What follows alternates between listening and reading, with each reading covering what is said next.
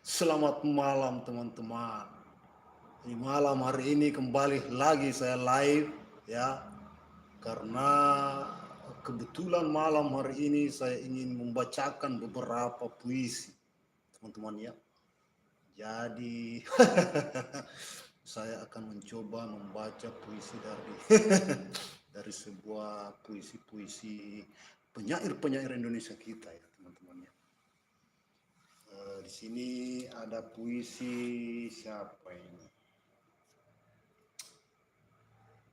Sesuai dengan kebiasaan saya teman-teman, setiap sebelum membacakan sebuah puisi itu saya biasa membunyikan dulu irama-irama suling. Kita coba-coba dulu sebelum saya membaca puisi.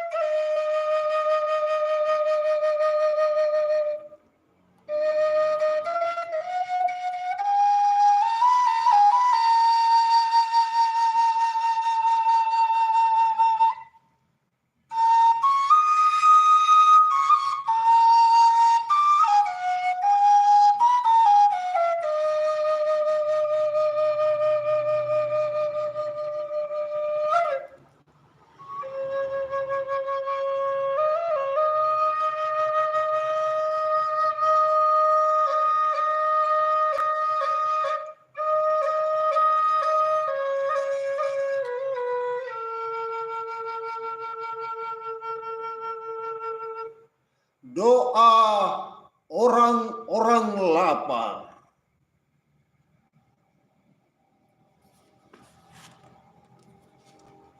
Doa orang lapar. W.S. Rendra. Kelaparan adalah jutaan burung gagak bagai awan yang hitam. Oh Allah, burung gagak menakutkan, dan kelaparan adalah burung gagak selalu menakutkan. Kelaparan adalah pemberontakan, adalah penggerak gaib dari pisau-pisau pembunuhan yang diayunkan oleh tangan-tangan orang miskin.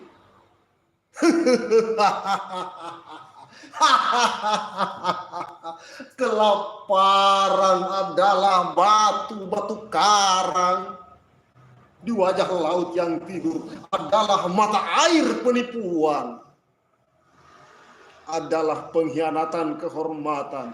Seorang pemuda yang gagah akan menangis terseduh melihat bagaimana tangannya sendiri meletakkan kehormatannya di tanah karena kelaparan. Kelaparan adalah iblis. Kelaparan adalah iblis. Kelaparan adalah iblis yang menawarkan kediktatoran. Oh Allah, kelaparan adalah tangan-tangan hitam yang memasukkan segenggam tawas di dalam perut para miskin. Oh Allah, kami berlutut.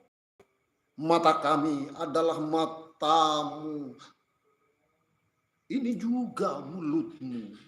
Ini juga perutmu. Perutmu lapar ya Allah.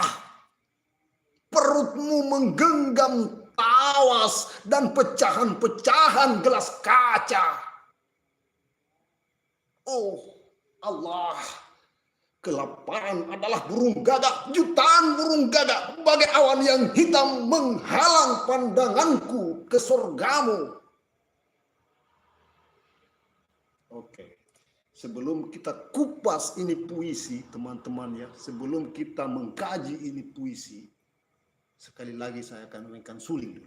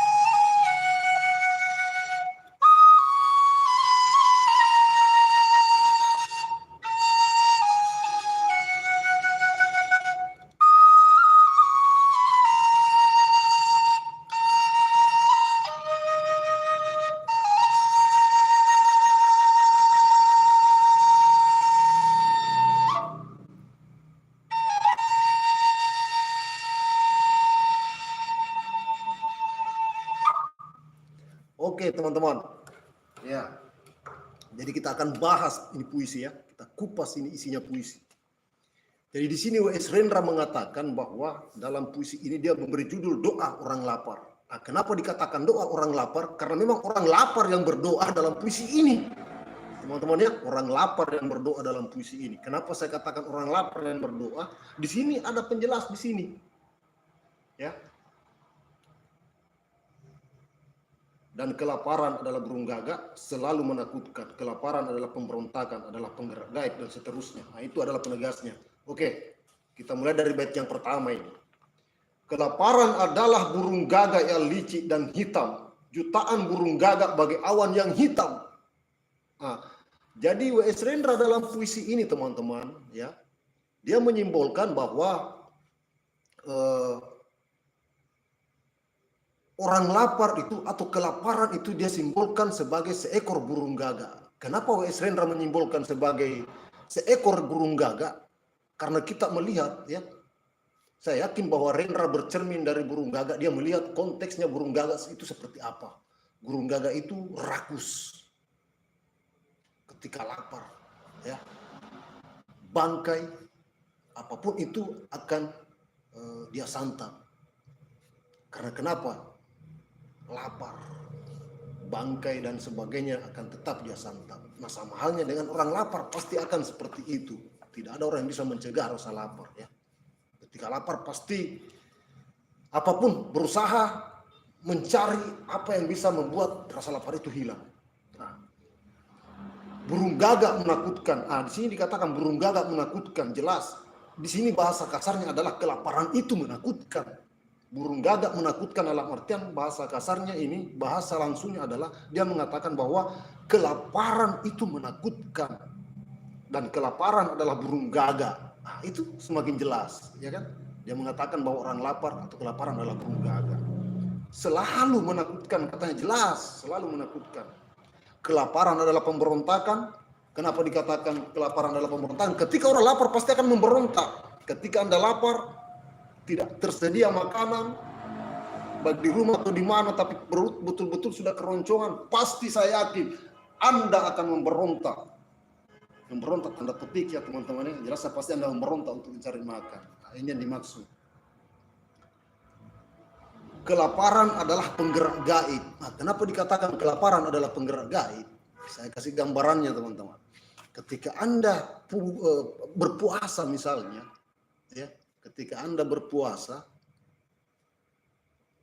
taruhlah misalnya berpuasa, ya, Anda lapar, ada bisikan-bisikan setan atau iblis, penggerak gaib. Lapar, makan. Haus, minum, haus. Penggerak iblis. Bisikan-bisikan iblis, penggerak kegaiban. Makanya Rendra mengatakan kelaparan adalah penggerak kegaiban. Itu, ya. Dan pisau-pisau pembunuhan. Karena tidak bisa menahan lapar, dia mencuri. Akhirnya karena mencuri, ada perlawanan dari korban.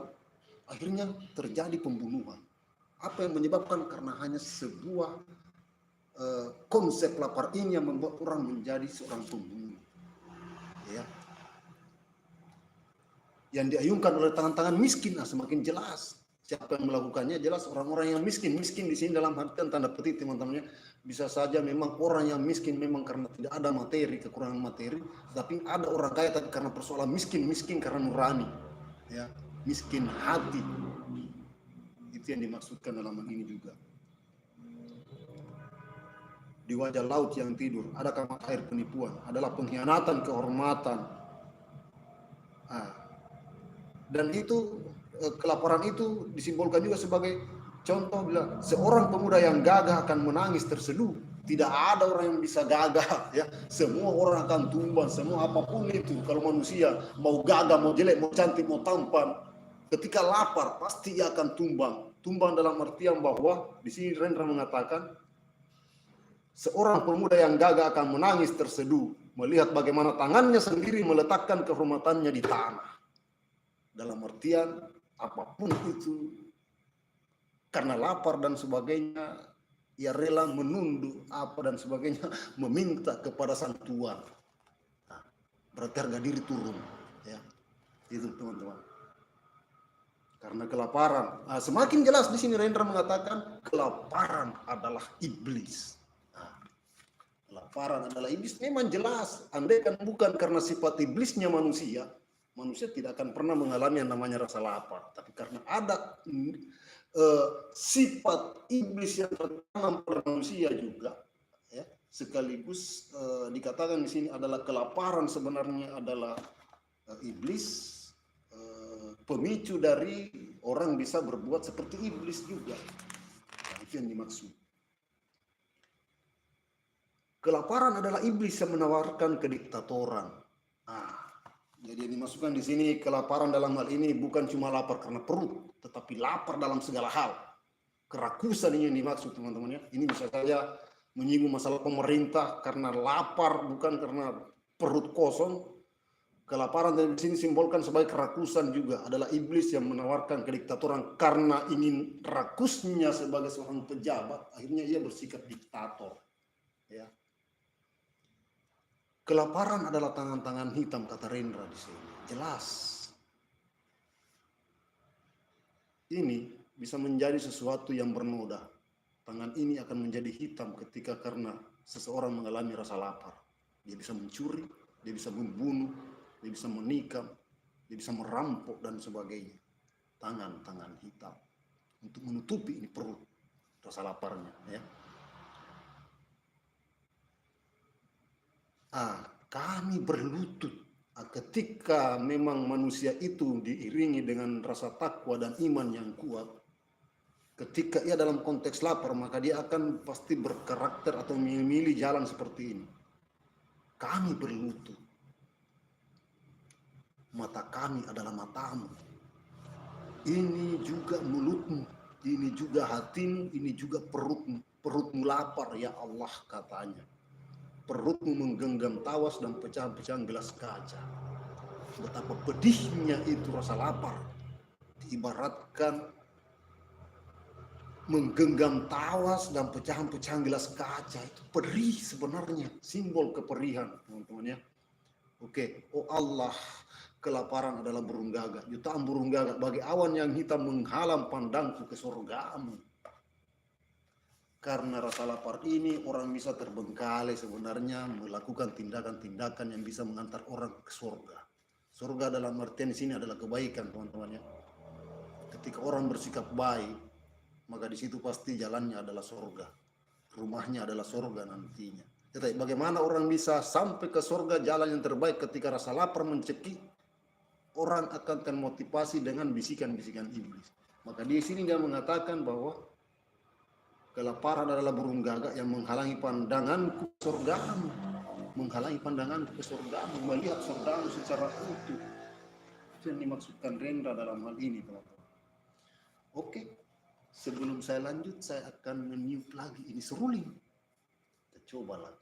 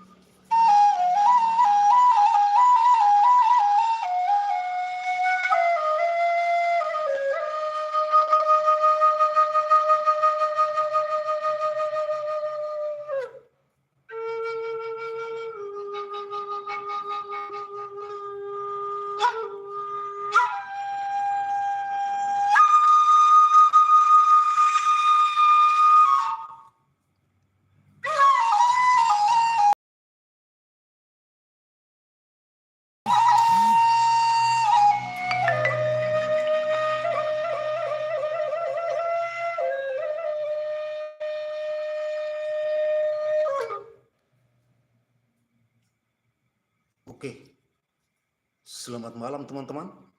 Semoga apa yang menjadi kajian kita malam hari ini bermanfaat untuk saya secara pribadi dan bermanfaat untuk semua teman-teman.